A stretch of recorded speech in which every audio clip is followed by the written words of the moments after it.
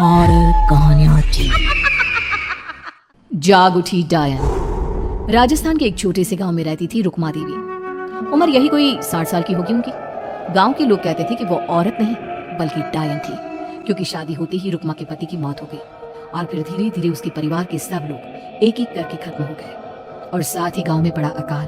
जमीन सूख गई, खेती सूख गई, लोग भूखे मरने लगे। रुक्मा को गांव से बाहर निकाल दिया गया और तब से वो गांव के बाहर झोपड़ी बनाकर रहने लगी। कोई भी रुक्मा के घर के आजू बाजू से गुजरता तक नहीं था। एक दिन गांव के रहने वाले रतन और उसकी पत्नी आनंदी को दूसरे गांव से आते वक्त रात हो गई और अंधेरे में रास्ता भटक के वो रुक्मा की झोपड़ी के पास जा पहुंचे। अरे आनंदी, ये क्या हो गया? हम तो रुक्मा डायन की झोपड़ी के पास आ पहुंचे। अब तो सब बुरा होगा। जल्दी जल्दी से निकल यहाँ से। हाँ जी, सही कहते हैं आप। ये डायन हमको खा जाएगी, जल्दी भागो यहाँ से।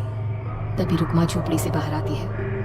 अरे रुको, तुम लोग यहाँ मेरी झोपड़ी में आराम कर लो और देखो इस रास्ते पर आगे मत जाना। हाँ, हमें आगे जाने से इसलिए रोक रही है ना, ताकि हमें मार डाले तू। अरे ना ना, मैं तो तुम्हारी जान बचाना चाहती हूँ, मेरी बात तो सुनो। डर की वजह से आनंदी और रतन वहाँ से भाग जाते हैं, लेकिन फिर अगले दिन गांव में खबर फैलती है कि रतन और आनंदी ने अपने घर में फांसी लगाकर आत्महत्या कर ली। वजह क्या थी किसी की समझ में नहीं आया। अगले दिन गांव में जोर का तूफान आया और भयानक तरीके से किसी के रोने की आवाज गूंजने लगी। अरे भाई, लगता है उस डायन रुक्मा ने गांव पे काला जादू कर दिया है। हाँ भाई, मुझे भी ऐसा ही लग रहा है। लगता है कल आनंदी और रतन मर गए। लगता है ये उसी का किया धरा है। हमें सरपंच के पास चलना चाहिए। वो दोनों आदमी सरपंच के घर पहुंचते हैं। अरे तुम इस वक्त यहाँ पर क्यों आए हो? जानते नहीं बाहर क्या हो रहा है? कितनी डरावनी आवाज गांव में गूंज रही है। बस मालिक, किसी तरह आ गए। पूरे गांव वालों की जिंदगी का सवाल है। अरे मालिक, ऐसे तो सब एक एक करके मर जाएंगे। तो क्या चाहते हो? क्या किया जाए? मालिक, हमें रुक्मा को मारना होगा। अरे जब तक वो डायन गांव में जिंदा रहेगी तब तक गांव में ये सब होता ही रहेगा। शायद ठीक कह रहे हो तुम लोग, मगर ये काम करेगा कौन? मालिक, अगर आप कहें तो हम दोनों मिलके इस काम को अंजाम दे दे। बस आपको हमें यकीन दिलाना होगा कि हम पकड़े नहीं जाएंगे।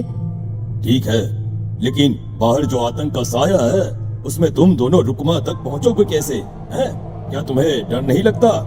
मालिक, आप उसकी चिंता ना करें। काल भैरव का भभूत है हमारे पास। रुक्मा तक पहुंचकर आसानी से मौत के घाट उतार देंगे उसको। हाँ, मैं भी चलूंगा तुम लोगों के साथ। उस डायन को मरते हुए देखने की बड़ी इच्छा है मुझे। सरपंच उन दोनों लोगों के साथ गांव के बाहर की तरफ चल देता है। गांव में घनघोर काली रात पसरी हुई थी और दिल दहलाने वाली चीख की आवाज माहौल को बेहद खौफनाक बना रही थी। हाथ में काल भैरव का भभूत लिए वो तीनों रुक्मा की झोपड़ी की तरफ जा रहे थे। वहां पहुंचने के बाद ये लो खंजर और पार कर दो इस डायन के कलेजे के अंदर। मालिक, आप बस यहीं खड़े होकर नजारा देखो, आज ना बचेगी ये। हाँ मालिक, ये भभूत अब इसकी जरूरत नहीं है। मैं इसे यहाँ पेड़ की डाली पे रख देता हूँ। लौटते वक्त हमारी रक्षा करेगा। वो दोनों आदमी चुपके से सोती हुई रुक्मा देवी के ऊपर वार करते हैं। एक जोरदार चीख से वो इलाका गूंज उठता है, लेकिन अचानक रुक्मा के शरीर से जो खून बहता है उसका रंग नीला था। ये देखकर वो दोनों आदमी डर से कांपने लगते हैं। अरे अरे अरे अरे, ये क्या? अरे इसके खून का रंग तो नीला है। अरे तो क्या हुआ? डायन जो ठहरी इंसान नहीं है ये, और आज इस बात का पक्का यकीन हो गया है। मर गई चुड़ैल, मर जाने दे। चल सरपंच साहब को जाकर ये खबर सुनाते हैं। वो दोनों जैसे ही बाहर आए उन्होंने देखा सरपंच की लाश पेड़ पे लटकी हुई थी। ये देखकर वो दोनों डर के मारे चीखते हुए वहां से भागे, लेकिन तभी एक बेहद डरावनी औरत उनके सामने आकर खड़ी हो गई। कहाँ जा रहे हो? तुम्हें क्या लगा किसी का खून करके बच जाओगे तुम? कौन हो तुम? कौन हो? हमने तो डायन को मारा है, कुछ गलत नहीं किया भाई। वो डायन नहीं थी, वो इस गांव की रक्षा कर रही थी। तुम कौन हो और तुम्हें कैसे पता वो कौन थी? उसने रतन और आनंदी को मार डाला। रतन और आनंदी को मना किया था रुक्मा ने इस रास्ते से आगे जाने से, पर वही दोनों माने नहीं और उन दोनों ने मुझे देख लिया था, इसलिए उनका मरना तो तय था।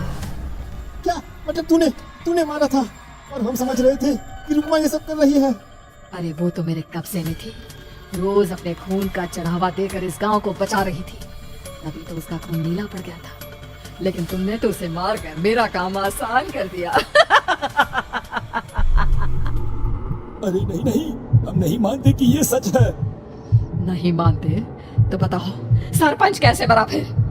क्योंकि उस वक्त तो तुम लोग रुक्मा को मार रहे थे ना। जवाब दो। हाँ, बात तो सही है। इसका मतलब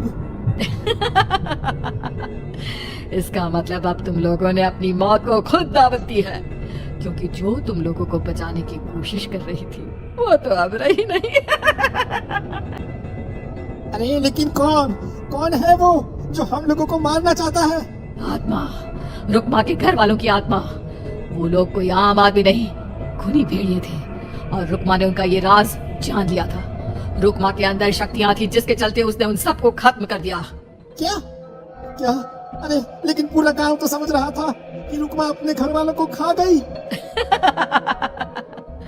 खा रुक्मा नहीं, मैं आ गई। क्योंकि असली डायन मैं हूँ और अब कोई नहीं बचेगा इस गांव में, कोई नहीं। भागो तुम दोनों। वो दोनों आदमी पागलों की तरह भागते हुए गांव पहुंचते हैं। वहां देखते हैं कि पूरा गांव खुद की नदी बन चुका था। हर तरफ लाशें ही लाशें पड़ी थी और रुक्मा के मरे हुए घर वाले उन लाशों को खा रहे थे। कुछ देर के बाद उन दोनों का भी वही हाल हुआ।